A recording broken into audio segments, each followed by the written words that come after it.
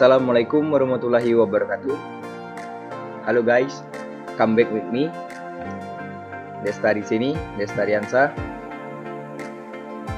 Baiklah, pada video kali ini saya akan menjelaskan definisi-definisi apa saja yang ada pada pemrograman visual. Baiklah, langsung masuk saja ke materinya. Secara garis besar, pemrograman dibedakan menjadi dua, yaitu pemrograman konvensional dan pemrograman visual. Apa saja itu? Pengertian dari pemrograman konvensional adalah perancangan program dimulai dari perencanaan dan mendefinisikan tujuan program, menuliskan kode, dan langkah terakhir merancang keluaran dari program beserta hubungan dengan pemakai. Sedangkan pemrograman visual adalah perencanaan dan mendefinisikan tujuan program. Langkah berikutnya adalah merancang keluaran dan media hubungan dengan pemakai. Dan langkah terakhir adalah menuliskan kode program tersebut. Itu adalah perbedaannya. Dan contoh programnya adalah Java dan Turbo Pascal. Contoh program konvensional. Sedangkan untuk contoh program visual adalah NetBeans and Visual C++. Oke. Sedangkan perbedaan dari keduanya adalah 1. Topik pembeda, PK, PV, dan keterangan. Yang ke-1, pemrograman mendukung konsep OOP. Sedangkan PK-nya belum, sedangkan PV sudah. Sedangkan PK di sini adalah pemrograman konvensional dan PV adalah pemrograman visual. Keterangan, PV sudah mendukung OOP, PK belum. 2. Lingkup pengembangan CLI, sedangkan PV GUI. Pemrograman konvensional berbasis CLI, pemrograman konvensional berbasis GUI. Pembentukan user interface. 3. Penerapan pada konsep event driven, sedangkan PK belum, PV sudah. PV sudah menerapkan konsep event driven. 4. Pengembangan perangkat lunak, PK belum, sedangkan PV sudah. PV mendukung konsep RID. 5. Baris program, PK beribu-ribu baris program, sedangkan PV sedikit baris program. PV bahasa pemrogramannya adalah lebih simpel daripada PK. Jadi intinya dalam baris programan ini adalah pemrograman visual. Pemrograman visual lebih simpel daripada pemrograman konvensional. Baiklah, kita masuk ke materi berikutnya. Apa itu algoritma? Dalam matematika dan ilmu komputer, algoritma adalah prosedur langkah demi langkah untuk perhitungan. Algoritma digunakan untuk perhitungan, pemrosesan data, dan penalaran otomatis. Algoritma adalah metode efektif diekspresikan sebagai rangkaian terbatas dari instruksi-instruksi yang telah didefinisikan dengan baik untuk menghitung sebuah fungsi, dimulai dari sebuah kondisi awal dan input awal. Instruksi-instruksi tersebut menjelaskan sebuah komputasi yang bila dieksekusi diproses lewat sejumlah urutan kondisi terbatas yang terdefinisi dengan baik, yang pada akhirnya menghasilkan keluaran dan berhenti di kondisi akhir. Transisi dari satu kondisi ke kondisi selanjutnya tidak harus deterministik. Beberapa algoritma dikenal dengan algoritma pengacakan yang menggunakan masukan rusak. Sedangkan apa saja yang ada pada algoritma? Deskriptif. Apa deskriptif? Deskriptif merupakan salah satu bentuk penelitian yang berfungsi untuk menyajikan gambaran lengkap mengenai setting sosial atau untuk eksplorasi dan klarifikasi, yang terbentuk dengan cara mendefinisikan suatu fenomena peristiwa yang terjadi dalam kehidupan manusia.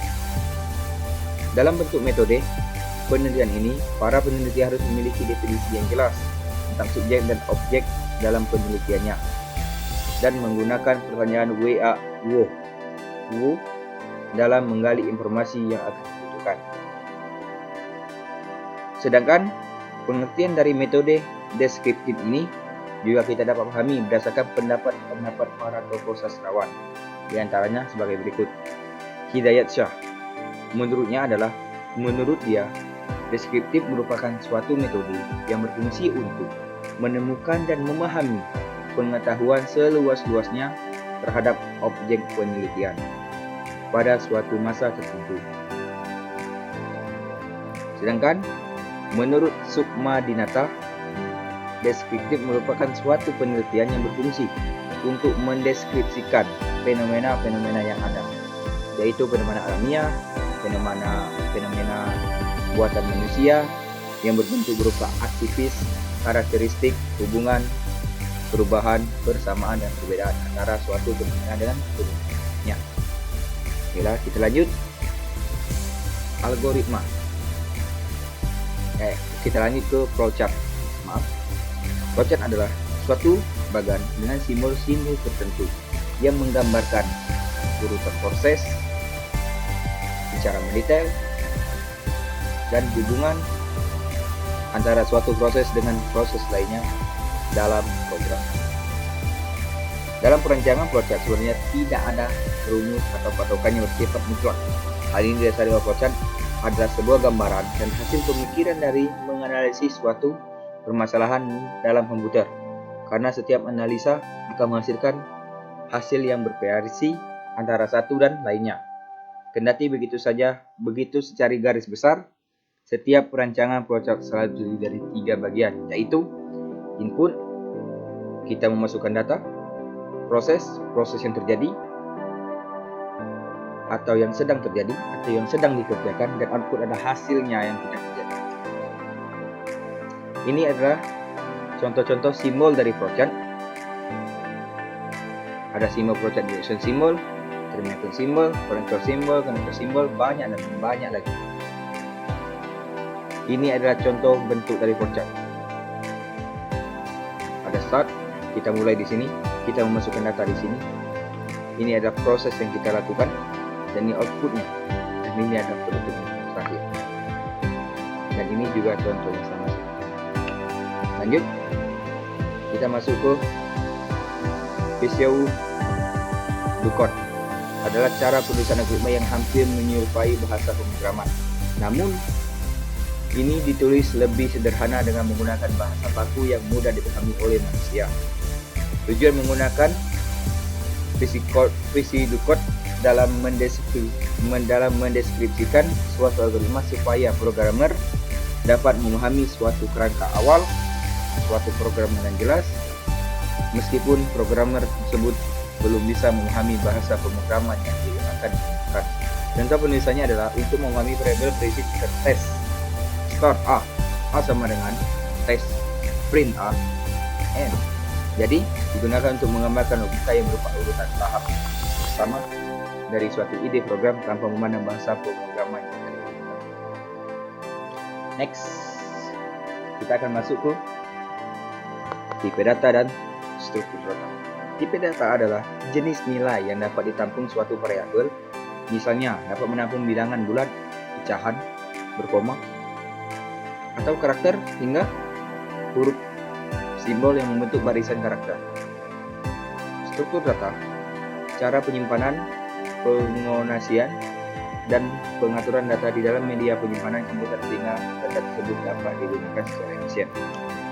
Sedangkan jenis-jenis tipe data dan struktur data, data sederhana tunggal, integer, merupakan data numerik yang tidak mengandung pecahan dan disajikan dalam memori komputer sebagai bilangan bulat. Singkatnya, integer adalah tipe data berupa bilangan bulat. Contoh 8 min 12 253. Real atau float merupakan data numerik yang mengandung pecahan atau tipe data yang berupa bilangan pecahan atau berkoma. Contoh 1,5 atau 3,96. Baiklah, kita lanjutkan. Boolean merupakan tipe data logika di mana hanya mengenal 2 buah nilai, yaitu 1, true, or 0, false. Boolean sangat penting dalam mengevaluasi suatu kondisi dan sering digunakan untuk menentukan alur program. Contoh 6 lebih kecil dari 12. Yes, true man. Sedangkan 6 lebih besar dari 12. No, false. Seperti itu saja. Karakter. Ini bisa kalian lihat saja. Data sederhana majemuk, contohnya string. Kita lanjutkan. Struktur data sederhana, array. Ini adalah pengertiannya. Contoh, record. Struktur data majemuk, linear. Stack, GUI. Linear, linked list. Non-linear, pohon, tree. Ini adalah contohnya. Pohon biner atau binary tree, pohon biner. Dan sekarang lanjut ke materi selanjutnya adalah